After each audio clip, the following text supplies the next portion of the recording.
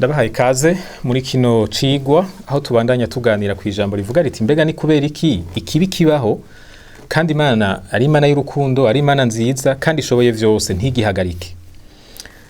Ndi Asher niyo nizigiye, ndabashimiye kuba muri ko murakurikirana kino kiganiro, kino cigwa, kandi nkuko nabivuze mu vyigwa vyarenganye, iki ni kibazo kinini kumbure gishobora no kudahera n'uyu munsi muri kino cigwa, ariko ntaco bitwaye, ibikenewe nzobigarukako mu vyigwa bizokurikira. Turaza kwisunga umurongo w'ijambo ry'Imana muri Bibiliya uri muri Yohana 16 ku murongo wa 33. Aha hari mu bihe vya nyuma Yesu ari kw'isi ariko araganira n'abigishwa biwe, maze aravuga ngo ivyo mbibabwiye kugira ngo mugire amahoro muri jewe. Mw'isi muri n'amarushwa menshi, ariko nimuhumure, jewe naranesheje isi.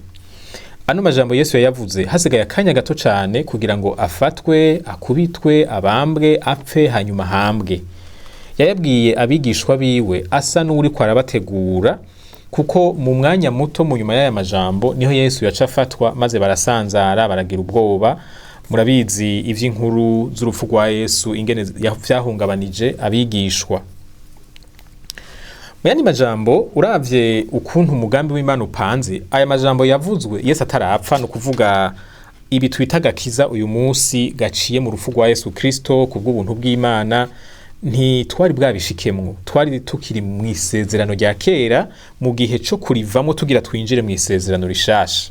Aha rero umuntu yovuga ati ivyo vyo kugira amarushwa ndavyumva ku bantu bo mu isezerano rya kera, ariko Yesu amaze kuzuka, amaze kunesha rupfu na kuzimu, icaha na Satani, nta kuntu ivyo bintu vyobandanya bibaho, kuko ibintu vyarahindutse.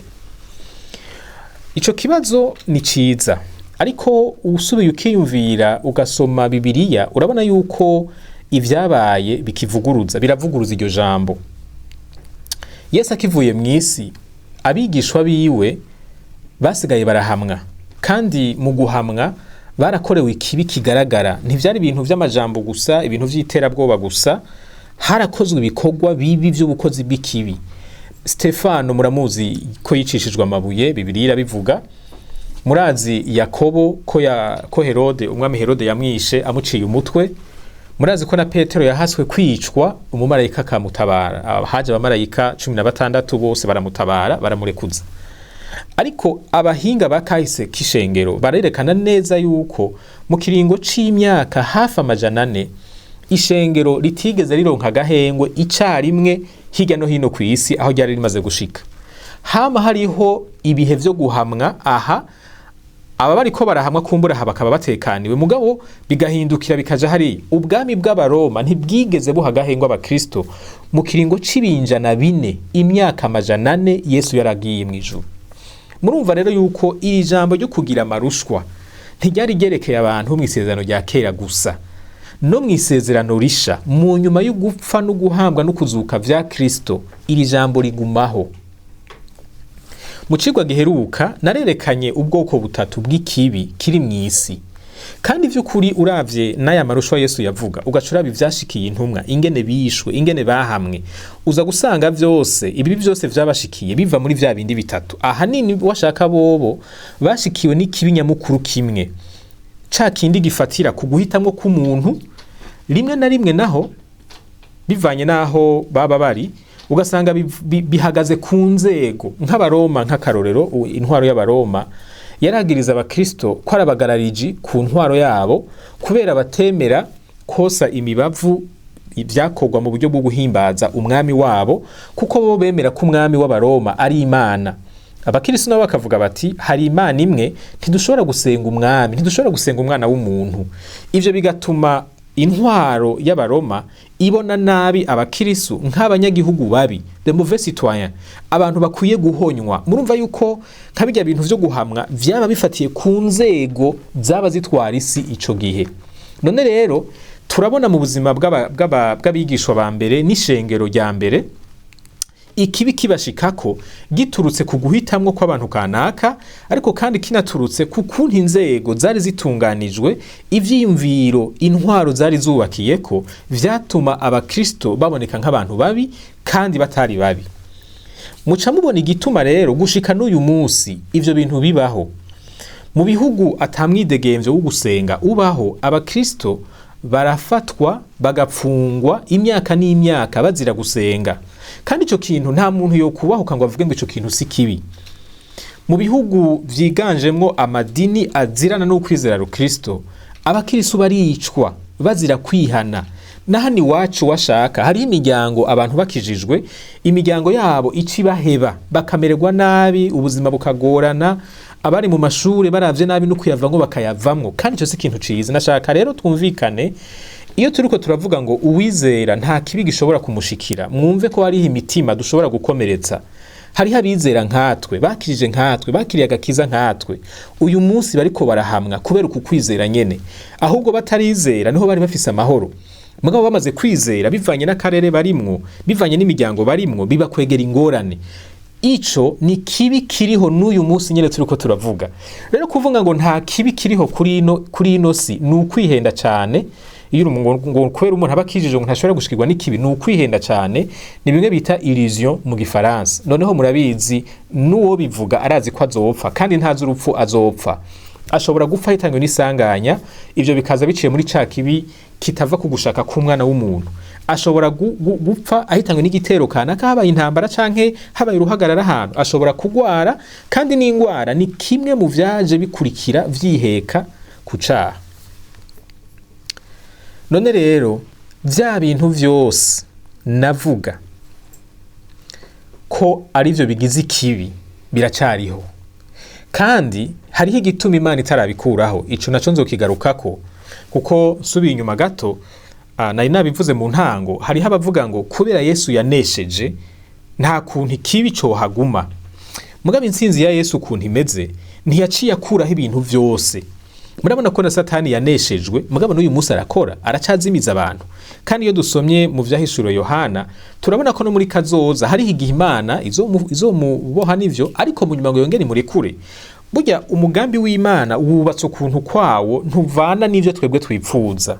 Hari igihe haba ibintu tudakunda, mugabo ntidukwiye guca dufata nk'uko umenga bikwiye kumera uko twebwe tuvyiyumvira, ahubwo dukwiye kwiga tugatahura ico Imana iriko irakora muri iki gihe cacu.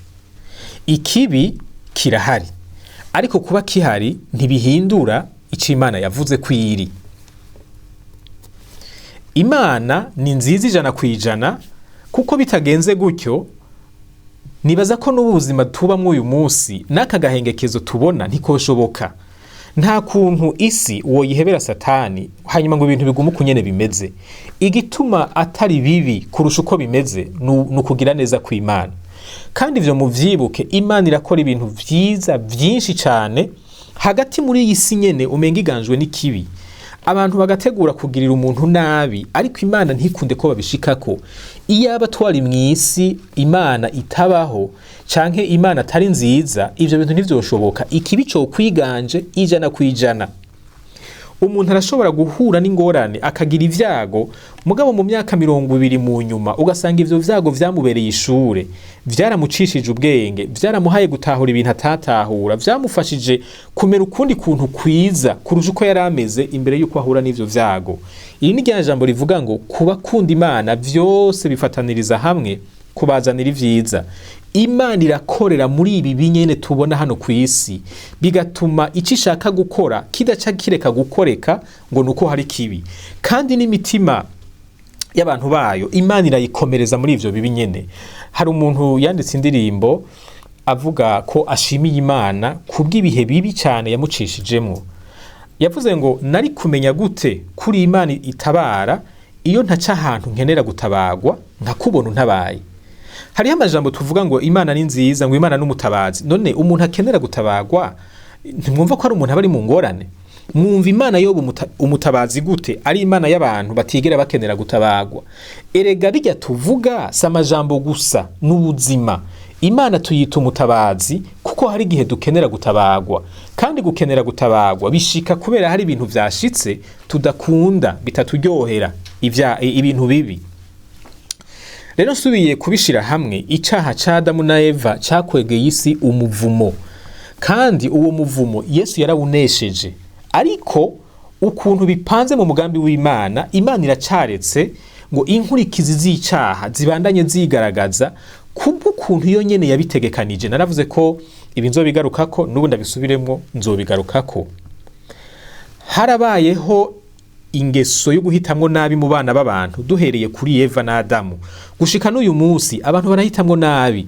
Kandi tuvyumve neza, umuntu ahisemwo kwiba bisigura ko hariho uwibwa, umuntu ahisemwo kurenganya bisigura ko hariho umuntu azorenganywa, umuntu ahisemwo kubesha bisigura ko hariho ubeshwa. Nico gituma uyu munsi dushobora kwibwa, dushobora kurenganywa, dushobora kubeshwa, kubera abantu baracahitamwo gukora ivyo vyose, kandi Imana irubahiriza uguhitamwo kwabo.